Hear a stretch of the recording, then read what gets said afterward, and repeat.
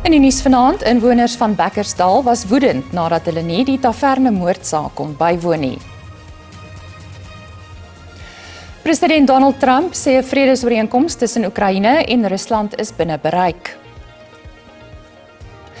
En Bafana Bafana ondersteuners glo die span kan vanaand stof skop in die oë van sy buurland Zimbabwe.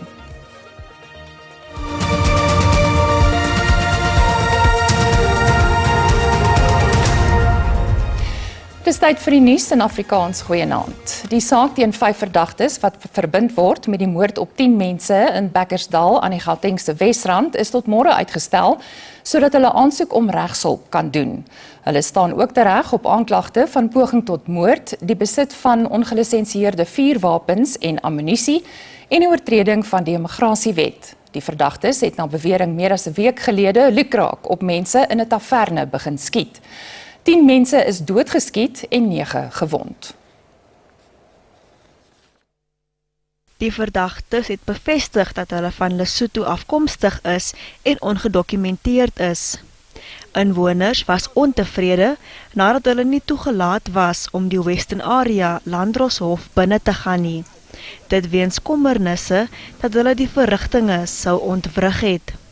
We feel like they are protecting the perpetrators. How can they don't let us to see who are the people who are busy killing us? We do understand for the protection of the suspects, but to us, we are raising many questions why the court protect them, because we are not there to fight, but we are here to make a point that these people, they should be denied a bail totally. So now the community is angry, but at the end of the day, we need to respect the court law. Die eienaar van die taverne waar die massa-skietvoorval plaasgevind het, sal Woensdag weer in die hof verskyn. Die 46-jarige Nanesi Matwa is ook in hegtenis geneem nadat daar bevind is dat sy die kuierplek sonder 'n wettige drankpermit bedryf het. Die Wes-Kaapse polisie sê verdere inhegtenisnemings of bykomende aanklagte teen 'n vermeende bendelid kan verwag word nadat die man vandag in die Athlone Landdroshof in Kaapstad verskyn het. Hy word van moord en poging tot moord aangekla. Die man is verlede naweek aangekeer tydens klopjagte in verskeie gebiede, insluitend Athlone, Mitchells Plain en Manenberg. 2 ander verdagtes sal ook na verwagting in die Mitchells Plain Landdroshof verskyn. Die staat sê die 38-jarige is in hegtenis geneem vir die noodlottige skietvoorval buite die Athlone Landdroshof op die 3 Desember, waarin 1 persoon gesterf en 1 beseer is. Die verdagte staan tereg op aanklagte van moord en poging tot moord. Die polisie sê die klopjagte en inhegtenisnemings vorm deel van sy strategie om bendegeweld op alle vlakke te bestry. Die hofverskyning van 38-jarige Ramis Jacobs vanoggend in die hof, Athlone Hof, beklemtoon ons sterk standpunt teen bendegeweld in hierdie provinsie. Ramis is gearresteer tydens klopjagte wat die teenbende eenheid die naweek uitgevoer het in verskeie areas. Hy is gearresteer saam met 2 ander verdagtes wat ook vandag in Mitchells Plain Hof sal verskyn. Ramis bly in aanhouding tot die 5de Januarie wanneer hy weer in hierdie hof sal voorkom. Ons operasies teen bendegeweld duur voort en nog arrestasies en nog klagtes teen die wat gearresteer is, word nie uitgesluit nie. Die staat meen dat die verdagte 'n bendelid is en dat die slagoffer wat doodgeskiet is, deel van 'n strydende bende was. 'n 7 dae lange aanhouding is versoek om volledige borgtoginligting te verkry en sodat die verdagte se regsverteenwoordiger teenwoordig kan wees. He vigorously denies any involvement whatsoever in this particular matter. I understand there is video footage which we are keen to view, and I'm certain, according to my instruction, that he had absolutely nothing to do with the shooting in question. Die saak is tot 5 Januarie uitgestel. Die polisie sê hy sal sy veldtog om wapengeweld in gemeenskappe reg oor die provinsie uit te wis voortsit. Vanessa Puna, SAK nuus, Kaapstad. Die polisie in die Noord-Kaap het die ongemagtigde gebruik van foto's van polisiebeamptes vir TikTok-inhoud ten sterkste veroordeel. 2 video's wat met kunsmatige intelligensie geskep is op sosiale media versprei en bevat 'n foto van die Namakwa distrikskommissaris Skalk Andrews. In die video's word gewys hoe Andrews 'n verklaring afneem van 'n man wat aanvoer dat sy werk deur 'n Zimbabweër gesteel is, waarna 'n gelag gehoor kan word. A Zimbabwean stole my job. Where? And where were you when your job was stolen? Die is een van die vals video's wat die rondes doen op sosiale media. 'n Foto van kommissaris Andrews word gebruik waar hy sy amptelike pligte uitvoer, gevolg deur dramatisering. Die SAPD veroordeel die ongemagtigde gebruik van die foto's van polisielede sterk nadat TikTok-video's opgeduik het wat die distrikkommissaris van Namakwa uitbeeld, wat 'n direkte oortreding van die SAPD-wet is. Die is 'n ander video van kommissaris Andrews met 'n soortgelyke tema. Officer, my wife, she's been taken by a Zimbabwean. You have to help me. Die SAPD waarsku lede van die publiek om nie die video's te versprei nie. Hoewel die video's skadeloos mag lyk, skaad dit die beeld en reputasie van die polisiediens. Die Johannesburg Metropolisie sê hy tydens sy feestydoperasie altesaam 174 motoriste vir dronkbestuur in hegtenis geneem. Hulle is tussen 22 en 28 Desember aangekeer te midde van verskerpte padblokkades en patrollies reg oor Johannesburg. Die JMPD sê die optrede is daarop gemik om padongelukke en sterftes gedurende die besige vakansietydperk te verminder. Motoriste is gewaarsku dat dronkbestuur geensins geduld gaan word nie. Under our zero tolerance mandate, the JMPD will continue to maintain a 24-hour presence on all major routes and identified hotspots. We urge all motorists to take personal responsibility for their safety and the safety of others. We continue to advise motorists to designate a sober driver before heading out, utilize e-hailing services or public transport if consuming alcohol, obey all rules of the road to ensure everyone reaches their destination safely. Our message remains clear: if you choose to drink and drive, you will be arrested. KwaZulu-Natal se vervoer- en wetstoepassingsagentskappe is op volle gereedheid geplaas vir die nuwejaarsvieringe wat voorlê. Motoriste word gewaarsku om padreëls te gehoorsaam of die gevolge te dra. Dronkbestuur en die oortreding van spoedgrense is die grootste bronne van kommer. Verkeersvolumes op die N3 het weer begin toeneem met 1000 voertuie per uur wat om 12 uur vanmiddag in beide rigtings deur die Marion Hill tolhek beweeg het.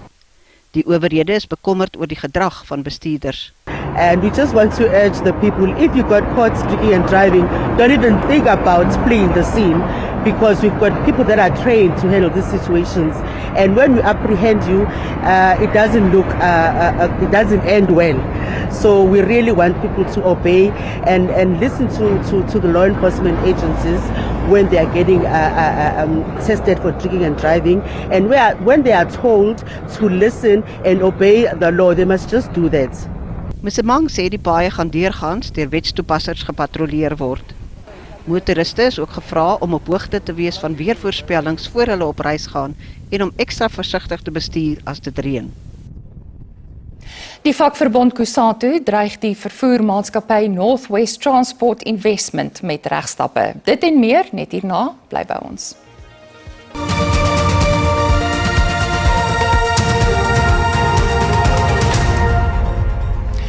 Die Amerikaanse president Donald Trump sê daar is vordering om 'n vredesooreenkoms tussen Oekraïne en Rusland te bereik. Trump het die afgelope naweek by sy huis Mar-a-Lago in Florida met die Oekraïense president Volodymyr Zelensky vergader. Volgens Trump is daar egter nog 'n paar netelige kwessies wat opgelos moet word. Een van die struikelblokke in vredesonderhandelings tot dusver is die lot van die Donbas-gebied in Oos-Oekraïne. Rusland het 'n deel van Donbas verower sedert sy inval in 2022 en wil die gebied en die res van Donbas amptelik by Rusland inlyf. Die VSA plaas vermoedelik kwaai druk op Oekraïne om van sy grondgebied afstand te doen, maar Zelensky en Europese leiers skop tot dusver vas. We had a terrific meeting. We discussed a lot of things. As you know, I had an excellent phone call with President Putin that lasted for over 2 hours. We discussed a lot of points. And I do think we're getting a lot closer, maybe very close. Volgens Zelensky is daar eensstemmigheid oor 'n sekuriteitswaarborg vir sy land. And we discussed all the aspects of the peace framework, which includes, and we have great achievements, 20-point peace plan, 90% agreed, and US-Ukraine security guarantees, 100% agreed. US-Europe-Ukraine security guarantees, almost agreed. Military dimension, 100% agreed.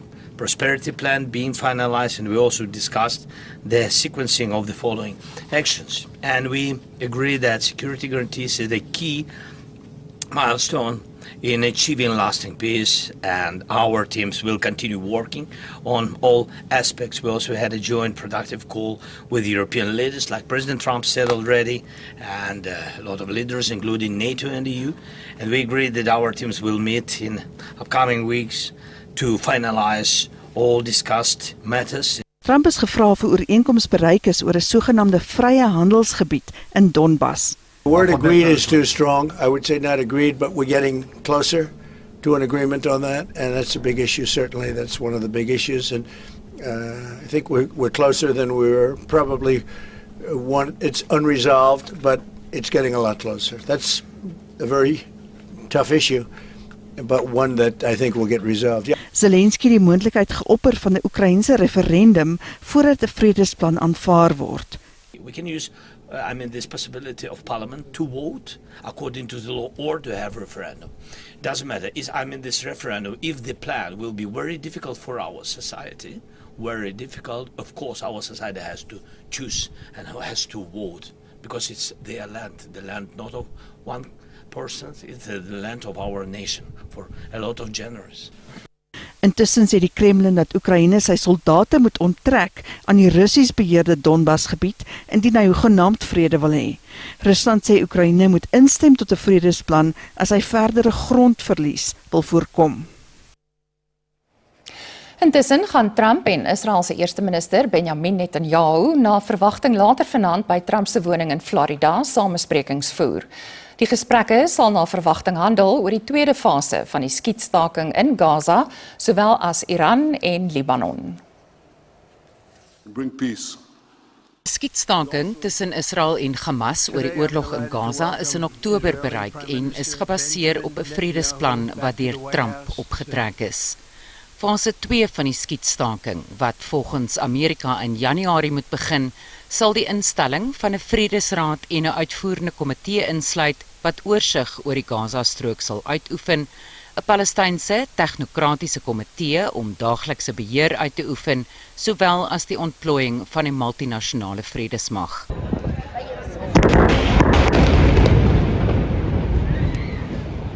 Ingevolge die terme van die skietstaking sal Israel se soldate, wat steeds die helfte van die Gaza-strook beheer, geleidelik uit die strook onttrek, soos wat die multinasjonale mag in die strook ontplooi word, om die ontwapening van Hamas en die herbouing van Gaza na die oorlog te monitor. Daar is egter steeds ernstige vrae oor die mandaat van die internasionale stabiliseringsmag. Geen land het al aangedui dat hy bereid is om soldate te ontplooi of die Palestynse militêre groep met mag te ontwapen nie. 'n Gesin in Mahikeng in Noordwes eis finansiële vergoeding van die distriksmunisipaliteit vir mediese uitgawes nadat hulle glo kroniese gesondheidsprobleme ontwikkel het as 'n direkte gevolg van 'n groot rioolstorting naby hul huis. 'n Gebarste pyp in die Ngaka Modiri Molema munisipaliteit het verskeie huishoudings met rou riool laat oorstroom. Die Suid-Afrikaanse Menseregte Kommissie het vroeër vanjaar bevind dat die provinsiale regering inwoners se grondwetlike reg op 'n gesonde omgewing geskend het deur nie behoorlike sanitasie-infrastruktuur in stand te hou nie.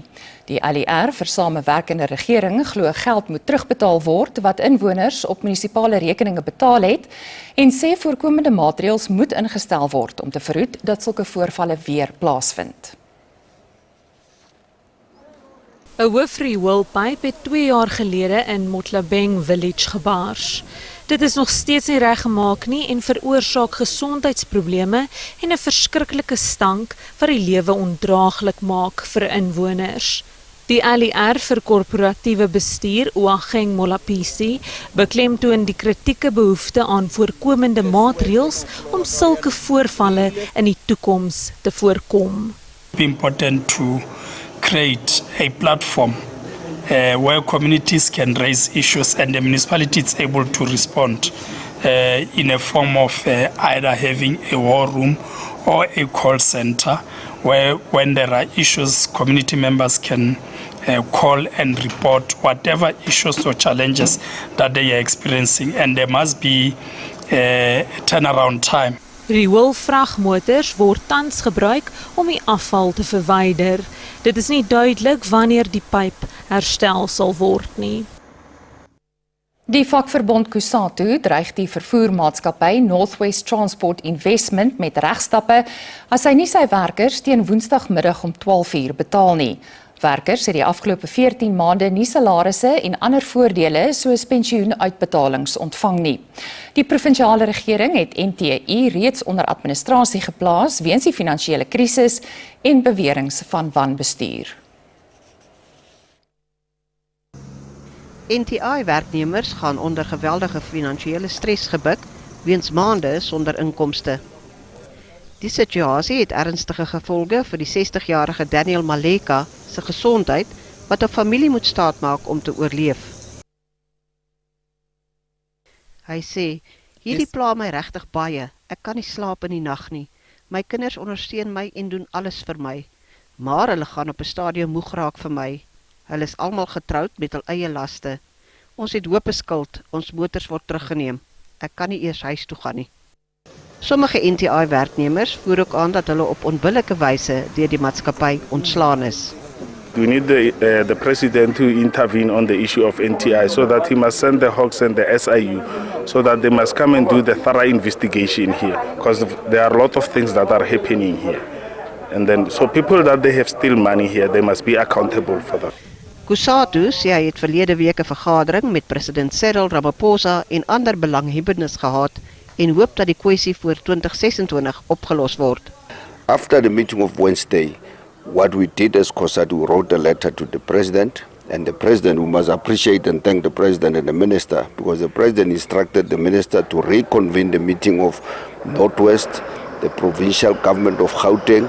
They met on Saturday, and the minister came back to me, including the MEC yesterday, to say they found money.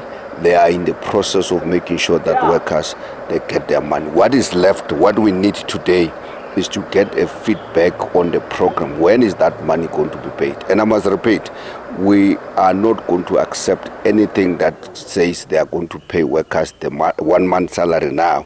Die Noordwes provinsiale regering en die NTI bestuur sê dat hulle binnekort 'n verklaring uitreik.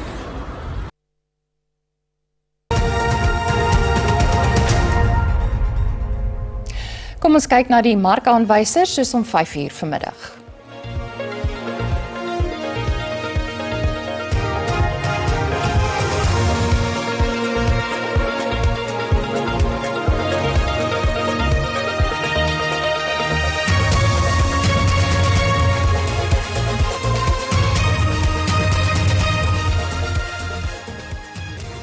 En ons het ongelukkig nog nie die pryse vir gewasse van die JSE ontvang nie.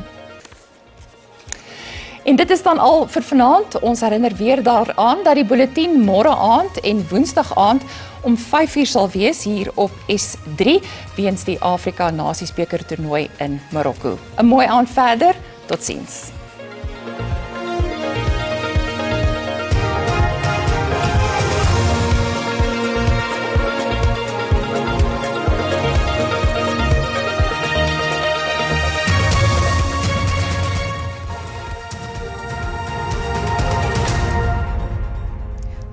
En hartlik welkom. Kom ons kyk wat die weer vir ons inhou. Wat vandag aanbetref, wolklose toestande kom voor in Noord en in die Weskaap met enkel tot verspreide wye wat voorkom in noordoostelike dele van die land. Lig tot matige wind kan verwag word langs die kus asook in die binneland.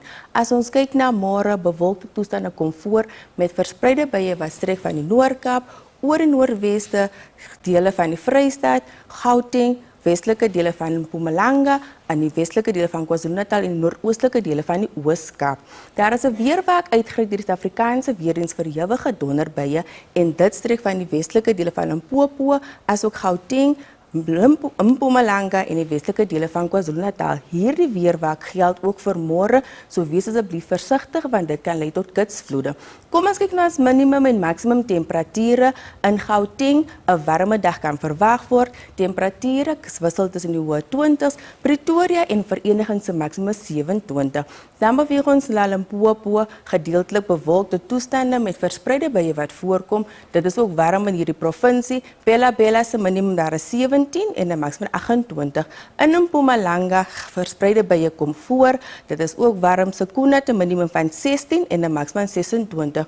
In KwaZulu-Natal wyd verspreide buie kom voor in die westelike dele van hierdie provinsie.